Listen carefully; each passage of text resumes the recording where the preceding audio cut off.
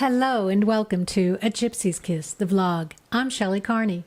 And I'm Toby Eunice. Stick around a few seconds and I'll tell you why you should cross Yellowstone off your list.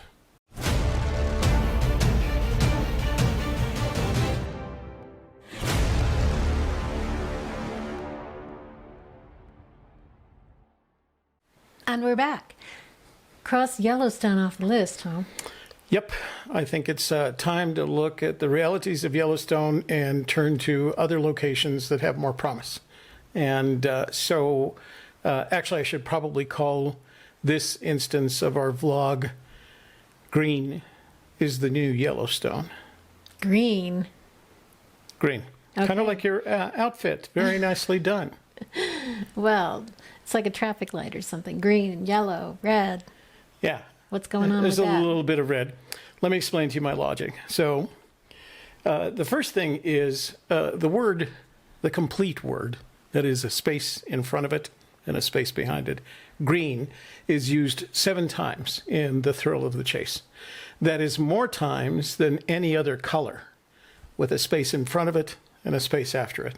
There's lots of Yellowstones, there's lots of white water, there's et cetera, et cetera. But green is used 7 times, and those 7 times are more than any other word in the book, any other word for a color in the book. So let me highlight some of them. First one comes in the chapter entitled First Grade on page 16, where Fenn refers to the evil John Charles and how he used to wave that olive jar, the jar full of green olives at him, and he finishes the sentence with the "What was all that about?" which was very Jerry Seinfeld of him, I thought. But I've always treated that as one of our little aberrations around the edge because it was so reactionary. You know, just kind of why there? Mm-hmm. Just a few sentences later, he says it again, also referring to the olive jar. Mm-hmm. And as you know, the olive jar not only ends up in the story, but in the chest. Right. And it contains his biography mm-hmm. and a couple of his hairs, so that you can do DNA analysis, I suppose. But so it's important. The olive jar becomes important in the grand scheme of things. He uses green 4 times in My War for Me. So it's important to note that the word green is used 60% of the instances of green are used in the chapter that takes up 20% of the book. And I've always thought that was an important chapter for him because I think it helped him resolve some of the experiences that those of us who were in Vietnam might have had. And I think him writing that helped him put those behind him, paint them on the balloon and let the balloon float away. Well, he uses it, I'm sorry. No, I was just going to say, you started to say it was going to be green because he's in the jungle. But then there are other instances as well, right? Well, there's a couple of, there's one informal and one formal. So right after he mentions the green of the jungle, literally within a couple of sentences, he mentions the green color of the South China Sea mm-hmm. Below him. And I think that coincidence, green very close in that chapter, that first grade chapter, and green here, every time he uses, well, not every time, but most of the time he uses green, he does them together. The same is true of the ones where he refers to the Jolly Green Giant, which was the nickname of the helicopter, the rescue helicopter, the HC-53, I think was the model. It was a Sikorsky that was used by the Air Force to rescue downed pilots. And so they referred to it as a Jolly Green Giant. And again, just a few sentences later, he does it one more time. So it strikes me that up to this point, that little combination of greens within a sentence or two of one another was important. But then I get to the chapter called Tea with Olga.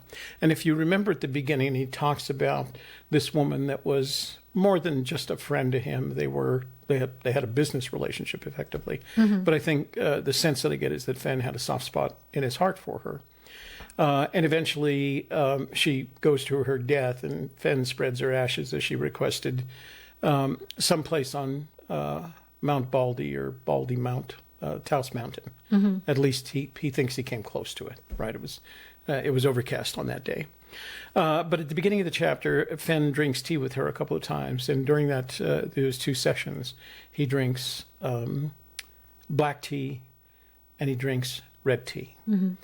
But at the end of the chapter, when he imagines that Olga is whatever spiritual place that she is, and with her father that she spoke of often and fondly, with him, she drinks green tea. And so all these places where the word green are emotionally introspective when it comes to Fenn's thinking. So to me, that made it important. Then this happened. So as I was going through all this, it struck me that, and what prompted this, as I was thinking about this green thing, I remember in the book, and I had to go back and reread it, I remember him in the book mentioning his reading of Great Gatsby, the Great Gatsby, F. Scott Fitzgerald. And like all good high schoolers at the all-boys St. Michael's High School in Santa Fe, New Mexico, these 3 books were required reading as examples of what would one day be called classic American literature. And indeed, they are. Ernest Hemingway's For Whom the Bell Tolls, F. Scott Fitzgerald's The Great Gatsby, and J.D. Salinger's The Catcher in the Rye. Oh, they let you read that in your school, huh? Yeah, they did. And it was a Catholic school. And it was an all-boys Catholic school. We had very liberal English. The Christian brothers tend to be a lot more liberal. But what I remembered about The Great Gatsby is that he's always talking, throughout the book, he refers to this green blinking light at the end of Daisy's dock, the dock across the lake from the house at which she lived. And it just kind of pinged me. So I went back and I found out, well, in each of those books, you can search them and you will find the word green. But Fenn treated these books with disdain, except for The Catcher in the Rye, which he kind of liked because J.D. Salinger apparently wrote like Fenn aspired to writing. That led me to another search inside The Thrill of the Chase, and that was the books that I thought Fenn admired and would spend time with in a soulful way. The first one, as he tossed these books away, the J.D. Salinger, the Ernest Hemingway, and the F. Scott Fitzgerald, as he tossed them in the trash, he says, I tossed those beauties in the trash basket under my desk and looked away. If Robert Redford, the actor, had ever written anything, he probably could have done it better than the guy who wrote that Gatsby book. The reason that stuck out to me is because, of course, Robert Redford starred in The Great Gatsby in the 70s. The 1974. I saw that film, and it was quite good. It was well done. Yeah, So it was interesting that it would popped come out up at that me. way. Exactly. Right. So maybe it's a little hint, like put these 2 together. Well, it turns out that Robert Redford has written at least 1 book. He wrote 1 book.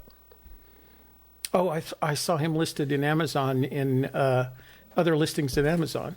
Well, he has written forewords and introductions and given contributions to other books, but The Outlaw Trail is the only book attributed to him as the author. What about the one about the wolves? That was mostly a photojournal, and I believe he wrote a foreword for it. It wasn't his book. Oh, that's funny because I've always imagined it was credited directly to him whenever it's promoted on my list of Amazon books. But if you look at whose names are on the book, it's not him. So I know it is credited to him, but no, it wasn't authored by him. The Outlaw Trail is the only book attributed completely to Robert Redford as the author. And it was written after his experience with the movie Butch Cassidy and the Sundance Kid, right? He wanted to relive. And in fact, this was a National Geographic documentary. And they had one of the documentary photographers along with them. And that's where all the photographs in the book come from. Such as this. Beautiful. Yeah. Well, he's the right character for that topic. He's a masculine, handsome man, and he's a thoughtful man.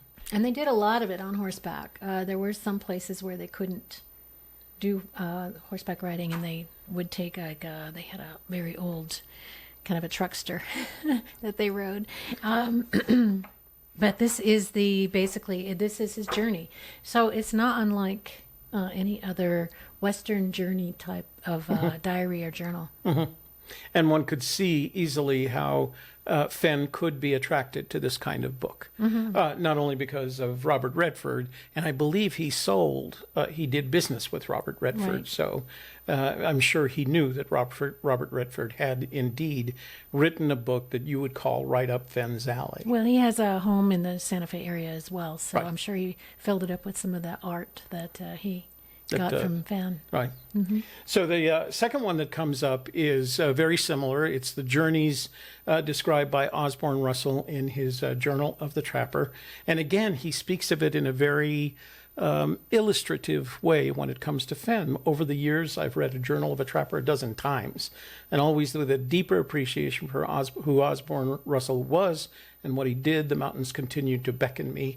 They always will. And again, very incisive and very, very much an indication of the way that Fenn is and the way that Fenn thinks. And what he likes to read. And that's right, and what he likes to read. The last one, of course, is the reference in the chapter labeled Flywater. Do we have Flywater here? Is that the new one? That's the 2010. We do have the...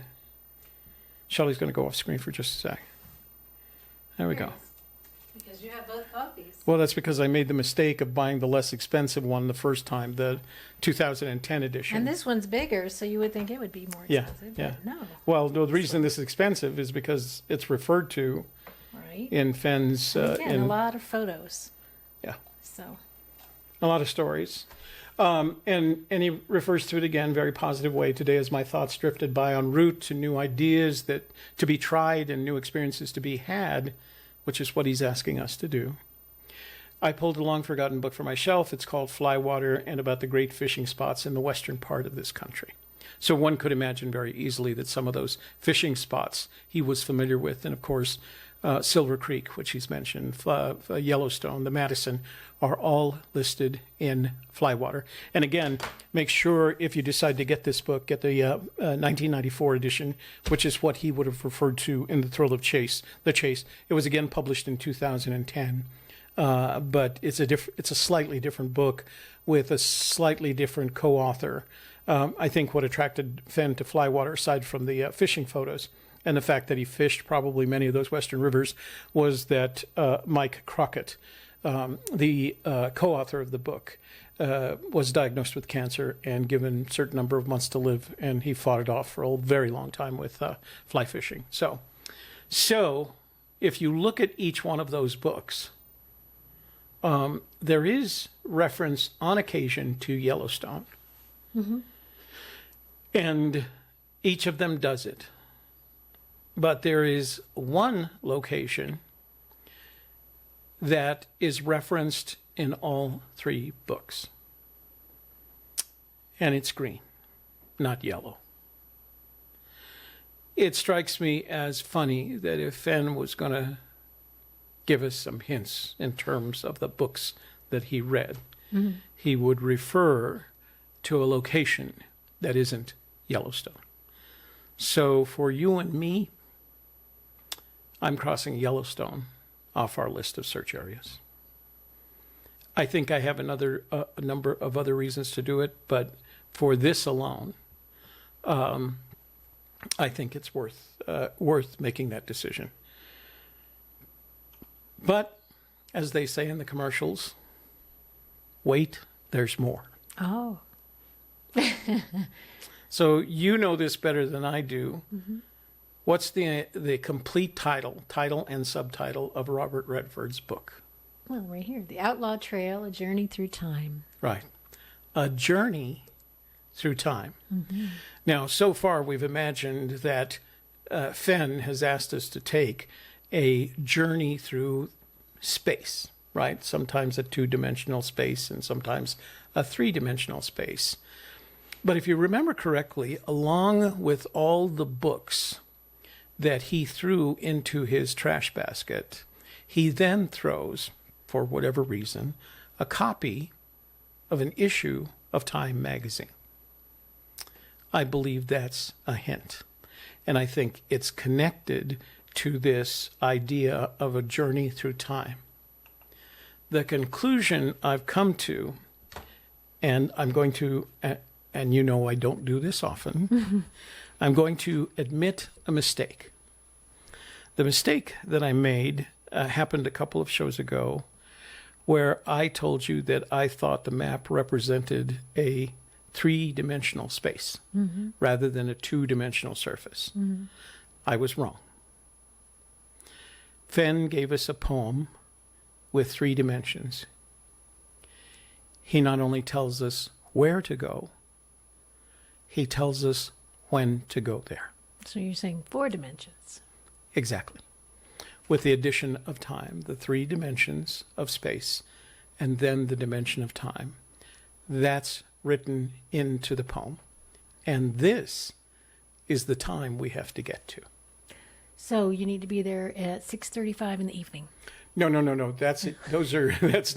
That's not hours. Those are years. Years? Well, we can't go back to 1835. We don't have a time machine after all.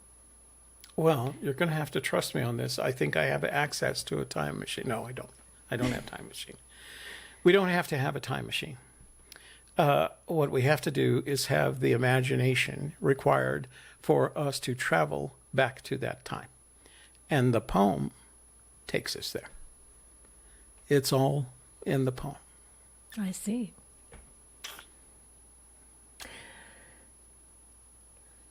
So what's up for next week? As if what, this wasn't enough? I thought this was pretty good. That held your interest for a little while, don't you Well, think? for a week. Okay. And it's time and all that. Next week, we're going to talk about the idea that I have come to the conclusion that Fenn did not hide the treasure in 2009 or 2010. Right. 1835, that's when he hid it. 1835, He went back in 1840. time, he hid the treasure, wrote the poem. 15 years later, here we are. Yeah. Okay. So we're going to talk about that next week, and we're going to give people a sense of when we think when the treasure was hidden. We know when the poem was written. We know what years he hid the treasure, what era he hid the treasure in. Now we'll talk about when he actually put it into that era, 1835 to 1840. And speaking of time, I guess tomorrow, Thursday, we're going to be up in Santa Fe for a film, and we're going to talk about that as well next week. We might make that a separate thing. The more and more I think about it, and the reason is we're going to be Shelley is going to be interviewing Thomas Leach, who is the director of The Lure, and we think that deserves an episode independent of our normal weekly blog. So as Shelley said, we're going to be at the screening tomorrow in Santa Fe. We've arranged to interview Thomas, and he's agreed to sit down with us for a half hour or so that we can interview him about his project. And we think that's going to be a lot of fun. And Shelley's exactly the right person. And Forrest will be there, so we'll say hi. We'll get pictures. I have to get that traditional smiling picture of you and Forrest. Oh, we'll see. I'm not even going to take him with me anymore because he doesn't smile anyway. So, based on what we talked about today, I have a question for you. Okay. Well, we're planning a recon in June. Right. We have lots of options. But based on the information today, I'm going to ask you to pick the place that we put boots on the ground in a recon in June. I'll use my psychic abilities and go through time to 1835, 1840, green. Let's go here.